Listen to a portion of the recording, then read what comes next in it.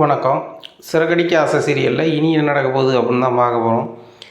இங்கே ரவியும் சுருதியும் வெளியூருக்கு போனதை தனக்கு சாதகமாக பயன்படுத்துறதுக்கு இந்த வாசுதேவன் ரவி வேலை பார்க்கக்கூடிய அந்த ரெஸ்டாரண்ட் ஓனரை பார்த்து பேசுகிறாங்க.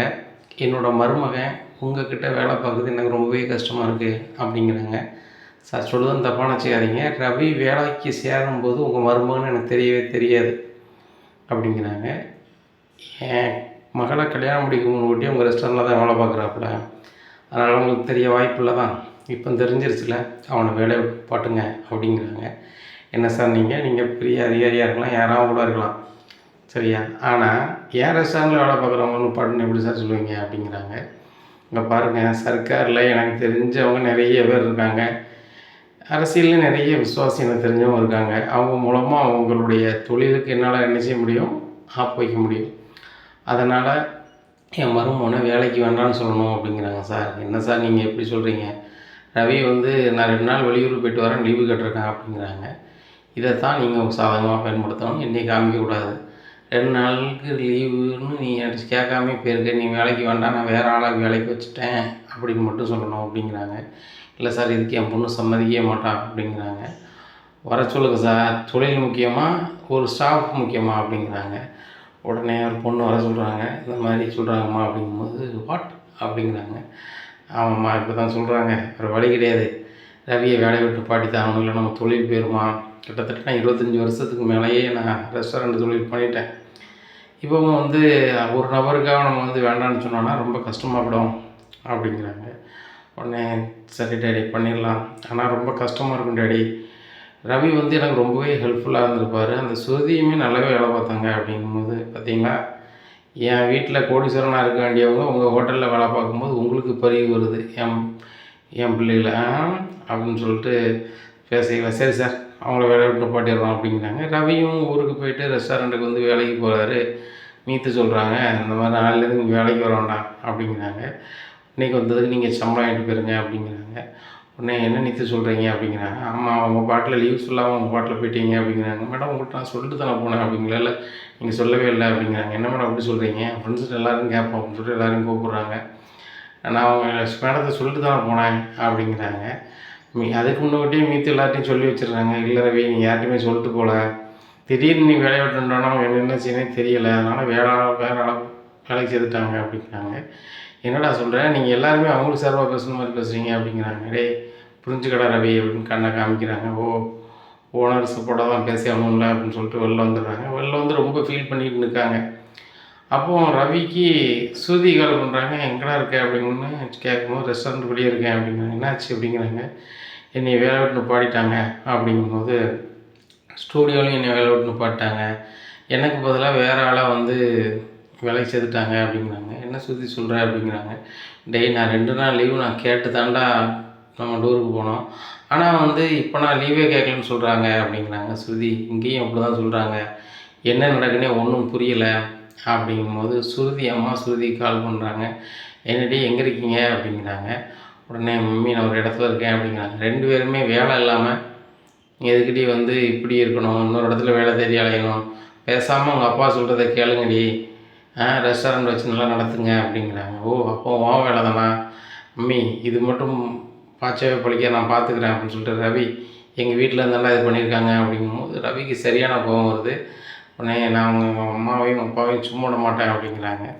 ரவி அது இல்லை மேட்ரு, அவங்க முன்னாடி நம்ம வாழ்ந்து காட்டணும், அதுக்கு என்ன பண்ணலான்னு சொல்லி தான் யோசிக்கணும் அப்படிங்கிறாங்க. சரி சுருதி, இந்த விஷயத்த வீட்டுக்கு தெரிய வேண்டாம் அப்படின்னு சொல்லி வீட்டுக்கு 2 பேரும் நேரத்தில் போகிறாங்க. அப்போ 2 பேர் முகமும் ரொம்ப வாடலாக இருக்குதுன்னு பார்த்துட்டு, என்ன ரவி ரொம்ப ஒரு மாதிரி இருக்கீங்க, ஸ்ருதி ரொம்ப ஹாப்பியாக இருப்பீங்களோ, உங்களை பார்த்து தான் எங்களுக்கே எனர்ஜி வரும், நீங்கள் எப்படி இருக்கீங்களே அப்படிங்கும்போது அப்படியே அழுதுறாங்க. அக்கா எனக்கு வேலை போயிடுச்சுக்கா அப்படின்னு சொல்லி தேம்பி அழ ஆரம்பிச்சிடுறாங்க. ஸ்ருதி அழாதீங்க அப்படிங்கிறாங்க. உடனே இப்போ விஜயா வந்துடுறாங்க. என்னடி செஞ்ச, இந்த ஸ்ருதி பொண்ணு அழுகுது அப்படிங்கிறாங்க. ஆண்டி அவங்க ஒன்றும் பண்ணல, என்னோடய நிலைமையை நினச்சி நான் அழுகிறேன், எங்கள் அப்பாவும் அம்மாவும் எங்களுக்கு நல்ல செய்தாக நினச்சிக்கிட்டு எங்களை கஷ்டப்படுத்துகிறாங்க அப்படின்னு சொல்லி ரொம்ப அழுகிறாங்க. ரவி என்னடா நடக்குது அப்படிங்கும்போது, நான் அவங்கள்ட்டலாம் சொல்ல வேண்டாம்னு நினச்சேன், எங்களை அறியாமே வெளியே வந்துருக்குது, எங்களை நான் என்னையே ரெஸ்டாரண்ட் விட்டு வேலையை நிப்பாட்டாங்க, ஸ்ருதியை ஸ்டூடியோ விட்டு நிப்பாட்டாங்க, இப்போ என்ன பண்ணனே தெரில. அவங்க வந்து ஃபோன் பண்ணி ரெஸ்டாரண்ட் ஆரம்பிங்க, இல்லைன்னா இவ்வளோ தான் கஷ்டப்படுவீங்க அப்படின்னு சொல்கிறாங்க அப்படிங்கிறாங்க. உங்கள் ஆன்ட்டி சொல்கிறது கரெக்டு தானடா ரவி. அவங்க பெரிய கோடீஸ்வரங்க. அவங்க மருமகளா நீ இருந்துக்கிட்டு, அவங்க பொண்ணா சுற்றி இருந்துக்கிட்டு, நீங்கள் இன்னொரு இடத்துல அளவாக தான் அவங்க மனசு என்ன பாடுபடும் நினச்சி பாரு. அதனால் அவங்க தர பணத்தை வச்சு நீ ரெஸ்டாரண்ட் ஆரம்பிடா அப்படிங்கும்போது, அது ஒரு காலம் நடக்காது. அதுக்கு நான் கூலி வேலைக்கு போயிடுவேன். எனக்கும் கார் ஓட்ட தெரியும். முத்துட்ட 2 கார் இருக்குது, ஒரு காரை ஓட்ட போயிடுவேன் அப்படின்னா, டேய் அவனமா எனக்கு டிரைவர் வேலைக்கு போறியா அப்படிங்கும்போது முத்து வந்துடுறாரு. வந்தோடனே டிரைவர் இலக்காரமா, டேய் ரவி என்னடா நடக்குது அப்படிங்கும்போது, வேலை விட்டு நின்றுட்டா அப்படின்னு சொன்னோன்னே, நின்றுட்டியா நிப்பாட்டாங்கடா அப்படிங்கிறாங்க. உடனே ஃபீல் பண்ணாண்டா, அவன் திறமைக்கு கண்டிப்பாக வந்து எங்கேயாவது வேலை கிடைக்குண்டா அப்படிங்கிறாங்க. நானும் பல இடத்துல முயற்சி பண்ணுறேன்டா. எங்கள் ரெஸ்டாரண்ட்லேருந்து நிப்பாட்டும் போது எந்த ரெஸ்டாரண்ட்டும் தர மாட்டாங்க. ஏன்னா எங்கள் ரெஸ்டாரண்ட் நல்ல பேர் வேணும். ரெஸ்டாரண்ட் என்ன பண்ண போகிறேன், ஒன்றும் ஏது பண்ண போகிறேன்னு எனக்கு ஒன்றும் புரியல அப்படிங்கும்போது, கவலைப்படாதடா எல்லாம் நடக்கும். எனக்கு தெரிஞ்ச மேனேஜர் இருக்கார், அவர்கிட்ட பேசுகிறேன் அப்படின்னு சொல்லிட்டு அவர்கிட்ட ஃபோன் பண்ணி பேசுகிறாங்க. அப்போ ரவி அந்த மேனேஜரை பார்த்து பேசுகிறாரு. மேனேஜருக்கு ரொம்பவே ரவி ஸ்ருதியினுடைய அணுகுமுறை பிடிச்சிருக்கு. சரி நான் லோன் தரேன், ஒரு 50 லட்ச ரூபா லோன் தரேன், நீங்கள் இடம் மட்டும் பார்த்துட்டு சொல்லுங்கள் அப்படிங்கிறாங்க. ரொம்ப நன்றி சார் அப்படின்னு சொல்லிட்டு வராங்க. அப்போ முந்திரி கொட்டை மாதிரி ஸ்ருதி சும்மா இருக்காங்க. அவங்க அம்மாட்ட ஃபோன் பண்ணி, என்ன மம்மி உங்கள்கிட்ட பணம் வாங்கி தான் ஆரம்பிக்கணுமா, எங்களுக்கு லோன் தர ஆள் இருக்காங்க, இந்த பேங்க்கில் எங்களுக்கு லோன் தராங்கன்னு சொன்னோன்னே ஸ்ருதியோட அப்பாட்ட சொல்லி அந்த பேங்க்லேருந்து லோன் கிடைக்காம நிப்பாட்டிடுறாங்க. இந்த தகவல் வந்து ரவிக்கு தெரிய வருது. ரவி ரொம்பவே கடுப்பாகிறாரு. ஸ்ருதி உங்கள் அப்பா அந்த பேங்க்லேருந்து உங்களுக்கு பணம் கிடைக்கூடாமல் ஆகிட்டாரு, நம்ம என்ன பண்ண போகிறோம் அப்படின்னு சொல்லி ரொம்ப ஃபீல் பண்ணிகிட்டு இருக்கும்போது ரவிக்கு வந்து முத்து ஆறுதல் தெரிவிக்கார். டே உன்கிட்ட திறமை இருக்குடா, இன்றைக்கி இல்லைனா என்றைக்குனாலும் நீ வந்து ரெஸ்டாரண்ட் ஆரம்பிப்பேன், நீ ஏன் கவலைப்படுற, அடுத்த ரெஸ்டாரண்ட் வேலை கிடைக்கிற வரைக்கும் உன் பாட்டில் வீட்டு செலவு தானே நான் தரேன் அப்படிங்கும்போது ஸ்ருதி சொல்கிறாங்க, இல்லை எங்கள் அக்கௌண்ட்டில் போதுமான பேலன்ஸ் இருக்குது முத்து, நீங்கள் கஷ்டப்பட வேண்டாம் அப்படிங்கிறாங்க. உடனே ரவியை கூப்பிட்டு பேசுகிறாங்க முத்து மீனாவும். கவலைப்படாத ரவி, உங்களுக்கு திறமை இருக்குது அப்படிங்கும்போது, என்ன நீ திறமை இருந்து என்னது நீ செய்ய, ஒன்றும் செய்ய முடியாது, நம்மகிட்ட பொருளாதாரம் பெரிய அளவில் இல்லையே அப்படின்னு ஃபீல் பண்ணிகிட்டு இருக்கோம். அண்ணாமலை வராங்க. டேய் ரவி, இவன் என்கிட்ட வந்து பணம் இருக்குது, அந்த மீனா ரெடி பண்ணி தந்த பணம் இருக்குது, நான் பேங்க்கில் எடுத்துத்தரேன், நீ பிஸ்னஸ் பண்ணடா கவலைப்படாத அப்படிங்கிறாங்க. இல்லைப்பா, அது உங்களுக்கு கடைசி காலம் வரைக்கும் வேணும், என் காலத்துக்காக உங்களுக்கு கஷ்டப்படுத்த நான் விரும்பலை அப்படிங்கும்போது ஸ்ருதியுமே அதே பதிலாக சொல்கிறாங்க. அதை பற்றி ஒன்றுடா ரவி, அப்பா பணம் தானடா, குடுறா கொஞ்சம் கழிச்சு குடுறா அப்படின்னு முத்து சொல்லி பார்க்குறாங்க. இல்லை அப்படின்னு சொல்லிட்டு ரொம்ப ஃபீல் பண்ணிடுறாங்க.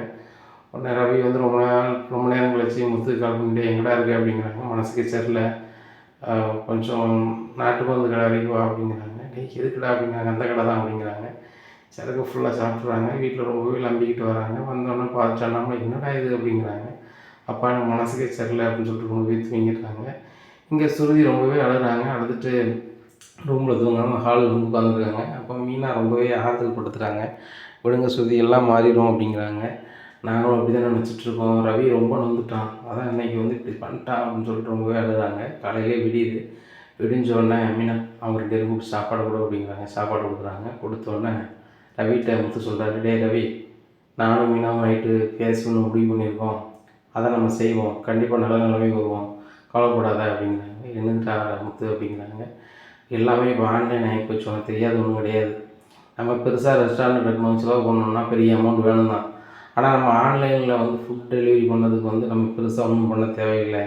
நம்ம வீட்டிலே சமைப்போம், சமைச்சு நம்மளுக்கு ஆன்லைனில் ஆர்டர் வருது எல்லாத்துக்குமே டெலிவரி பண்ணுவோம்.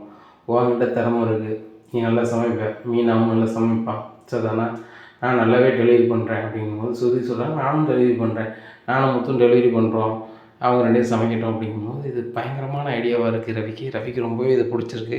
டே ரவி, அந்த முத்து தான் ஏதோ வந்து பேசிகிட்டு இருக்கானா, நீனும் சரி சரின்னுட்டு இருக்கே அப்படிங்கிறமா, முத்து சொல்லதாம்மா சரி அப்படிங்கும்போது, அதுக்கு ஒரு முட்டுக்கட்டை போடும் அப்படின்னு சொல்லிட்டு விஜயா, அந்த சமையல் கட்டுலாம் சமைக்கக்கூடாது, இது வீட்டுக்கு சமைக்கிற சின்ன சமையல் கட்டு, நீங்கள் சமைக்கன்னா வேற எங்கேயும் பார்த்துக்கோங்க அப்படிங்கும்போது அண்ணாமலை சொல்கிறாங்க, டேய் ரவி, உங்கள் அம்மா சொல்லுறது சரி தான் அப்படின்னா இங்கே ஷாக் ஆகிடுறாங்க. ஆகா, அம்மா சொல்லுக்கு எத்தாப்புல கேட்குறாரு அப்படின்னு சொல்லிட்டு, நம்ம வீட்டு போர்ட்டிக்கோ தான் ரொம்ப அகலமாக இருக்கேன், ஏன்னா அதில் நீங்கள் சமைக்கிறது மாதிரி ரெடி பண்ணுங்கள், ஒரு ஆஸ்பரா சீட்டையோ எதையோ வச்சு ரெடி பண்ணுங்கள், அதுக்கு எப்படின்னாலும் ஒரு 5000 10,000 தான் வரும், அதை ரெடி பண்ணிட்டீங்கன்னா அதிலே நீங்கள் தயார் பண்ணி அனுப்பலாம் அப்படிங்கிறாங்க. சூப்பர்ப்பா, ஏன்னா கீழே தயார் பண்ணால் கொண்டு போய் வைக்க சூப்பராக இருக்கும், அதான்ப்பா படித்தவனா படித்தவன் தான் பார்த்துன்னு சொல்லி அண்ணாமலை கண்ணை தக்கிடுறாங்க.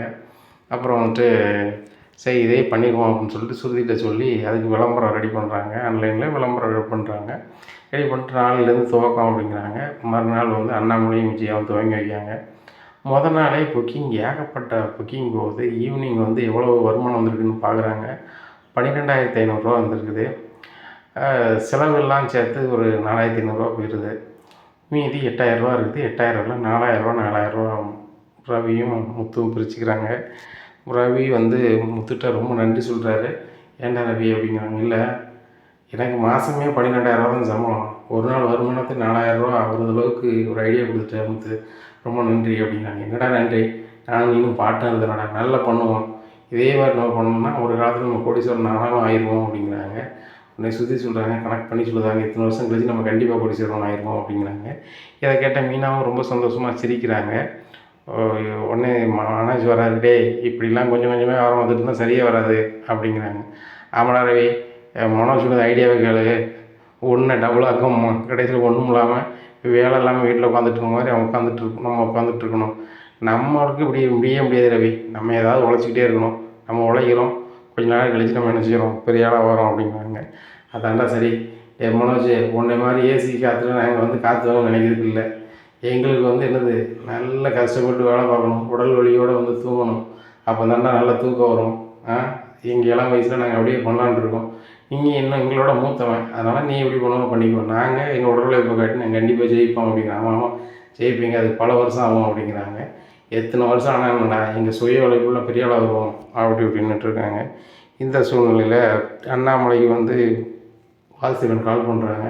என்ன அண்ணாமலை, உன் பையனா மறுபடியும் வீட்டு முன்னாடி வந்து சமைக்க சொல்லிட்ட போல், ஏன் ஒரு தள்ளுவண்டி கடை போட்டு வீட்டு முன்னாடி இட்லி தோசைன்னு போட்டு விற்க வேண்டியதானே அப்படிங்கிறாங்க. அது செஞ்சால் என்ன தப்பு, உடல் உழைப்பு தான் காட்டுதான், உங்களை மாதிரி ஊராம் பணத்தை சாப்பிட்லையே அப்படிங்கிறாங்க. இதை கேட்ட வாசுதேவன் ரொம்ப கடுப்பில் ஃபோனை வைக்கிறாரு. இனி என்ன நடக்கும் அப்படிங்கிறத பொறுத்து வந்து பார்க்கலாம்.